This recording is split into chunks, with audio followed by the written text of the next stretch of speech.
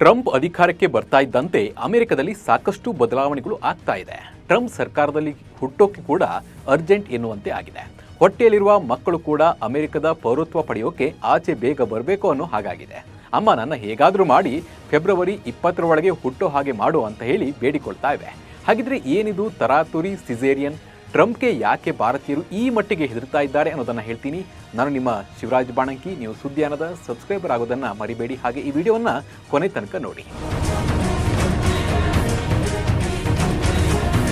ಅಮೆರಿಕದಲ್ಲಿರುವ ವಲಸಿಗರಿಗೆ Trump ದೊಡ್ಡ ಮಟ್ಟದ ಪೆಟ್ಟನ್ನು ಕೊಟ್ಟಿದ್ದಾರೆ.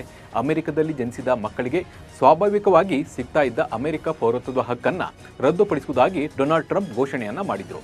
ಹೀಗಾಗಿ ಫೆಬ್ರವರಿ 19ರ ಒಳಗೆ ಮಕ್ಕಳು ಜನಿಸದಿದ್ದರೆ ಅಮೆರಿಕದಲ್ಲಿ ನೆಲೆಸಿರುವ ವಲಸಿಗ ಭಾರತೀಯರ ಕತೆ ಗೋವಿಂದ ಎನ್ನುವಂತಾಗಿದೆ.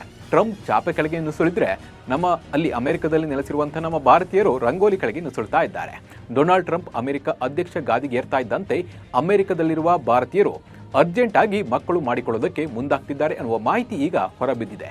ಇದಕ್ಕೆ ಕಾರಣ ಟ್ರಂಪ್ ಅಮೆರಿಕದಲ್ಲಿ ಜನಿಸಿರುವ ವಿದೇಶಿ ಪ್ರಜೆಗಳ ಮಕ್ಕಳಿಗೆ ಸ್ವಾಭಾವಿಕವಾಗಿ ದೊರೆಯುತ್ತಿದ್ದ ಅಮೆರಿಕದ ಪೌರತ್ವವನ್ನು ರದ್ದುಪಡಿಸುವ ಆದೇಶಕ್ಕೆ ಟ್ರಂಪ್ ಸಹಿ ಹಾಕಿದ್ರು. ಇದು ಫೆಬ್ರವರಿ 20ರಿಂದ ಜಾರಿಗೆ ಬರಲಿದೆ. ಹೀಗಾಗಿ ಫೆಬ್ರವರಿ 19ಕ್ಕೂ ಮಧ್ಯರಾತ್ರಿ 12 ಗಂಟೆ ಒಳಗೆ ಮೊದಲೇ ಮಕ್ಕಳನ್ನ ಹೆತ್ತರೆ ಅವರು ಅಮೆರಿಕದ ಪ್ರಜೆ ಆಗ್ತಾರೆ ಎಂಬ ಆಸೆಯೊಂದಿಗೆ ದಂಪತಿಗಳು ಸಿಸೇರಿಯನ್ ಮೂಲಕ ಅವಧಿಗೂ ಮೊದಲೇ ಮಗುವಿಗೆ ಜನ್ಮ ನೀಡಲು ಮುಂದಾಗಿದ್ದಾರೆ. ಈ ಬಗ್ಗೆ ಡಾಕ್ಟರ್ ಹೇಳಿದ್ದೇನು?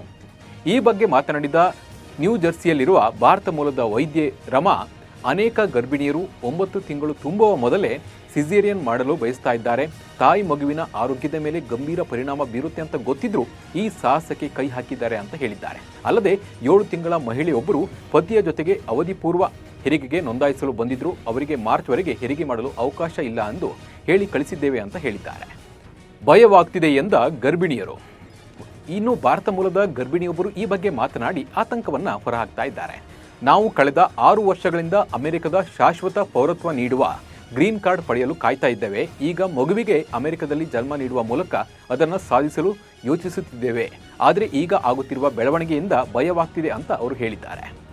ಮಕ್ಕಳ ಹೆರೋಕೆ ಅರ್ಜೆಂಟ್ ಯಾಕೆ? ಅಮೆರಿಕದಲ್ಲಿ ಹೊಸ ನೀತಿ ಅನ್ವಯ ಫೆಬ್ರವರಿ 19ರೊಳಗೆ ಅಮೆರಿಕದಲ್ಲಿ ಜನಿಸಿದ ವಿದೇಶಿಯ ಮಕ್ಕಳಿಗೆ ಜನ್ಮಸಿದ್ಧ ಪೌರತ್ವ ಸಿಗುತ್ತೆ. ಆ ಬಳಿಕ ಜನಿಸಿದ ಮಕ್ಕಳು ಪೌರತ್ವಕ್ಕಾಗಿ ಅನೇಕ ವರ್ಷ 20ಕ್ಕೂ ಹೆಚ್ಚು ವರ್ಷ ಕಾಯಬೇಕು. ಹೀಗಾಗಿ ಭಾರತೀಯ ಮೂಲದ ಪೋಷಕರಿಂದ ಅವಧಿಗೆ ಮೊದಲೇ ಹೆರಿಗೆ ಮಾಡಿಸಿಕೊಳ್ಳಲು ಯತ್ನಿಸುತ್ತಿದ್ದಾರೆ. ವೈದ್ಯರು ಆರೋಗ್ಯದ ಮೇಲೆ ಎಚ್ಚರಿಕೆ ನೀಡಿದರೂ ಕೂಡ ಅದರ ಬಗ್ಗೆ ಪೋಷಕರು ಯಾವುದೇ ರೀತಿಯ ತಲೆಯನ್ನ ಕೆಡಿಸಿಕೊಳ್ತಾ ಇಲ್ಲ. ಭಾರತೀಯರಿಗೆ ಏಕೆ ಹೆಚ್ಚು ಭಯ? ಈಗಾಗಲೇ ಅಮೆರಿಕದಲ್ಲಿ ಭಾರತ ಮೂಲದ 54 ಲಕ್ಷ ಜನರಿದ್ದಾರೆ. ಆದರೆ ಇವರಲ್ಲಿ 34% ಜನ ಮಾತ್ರ ಅಮೆರಿಕ ನಾಗರಿಕರಾಗಿದ್ದಾರೆ. ಉಳಿದ 66% ಜನರು ಭಾರತೀಯ ನಾಗರಿಕರಾಗಿದ್ದು ಅಮೆರಿಕದ ಪೌರರಲ್ಲ. ಕೆಲಸದ ಮೇಲೆ ಅಮೆರಿಕದಲ್ಲಿದ್ದಾರೆ.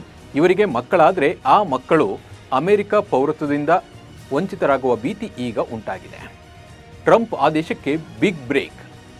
ಅಮೆರಿಕದಲ್ಲಿ ಜನಿಸಿರುವ ವಲಸಿಗರ ಮಕ್ಕಳು ಸ್ವಾಭಾವಿಕವಾಗಿ ಅಲ್ಲಿನ ಪ್ರಜೆಯಾಗುವ ಜನ್ಮಸಿದ್ಧ ಪೌರತ್ವ ಹಕ್ಕನ್ನು ರದ್ದುಪಡಿಸುವ ಅಧ್ಯಕ್ಷ ಟ್ರಂಪ್ ಅವರ ಆದೇಶಕ್ಕೆ ಅಲ್ಲಿನ ಫೆಡರಲ್ ಹೈಕೋರ್ಟ್ ತಾತ್ಕಾಲಿಕ ತಡೆ ನೀಡಿದೆ.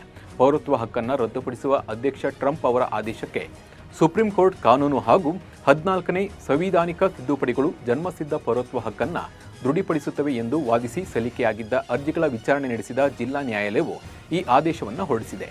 ಇದರಿಂದ ಭಾರತೀಯರು ಸೇರಿದಂತೆ H-1B ವೀಸಾ ಪಡೆದು ತಾತ್ಕಾಲಿಕವಾಗಿ ಅಮೆರಿಕದಲ್ಲಿ ನೆಲೆಸಿರುವವರು ನಿಟ್ಟುಸಿರು ಬಿಟ್ಟಿದ್ದಾರೆ.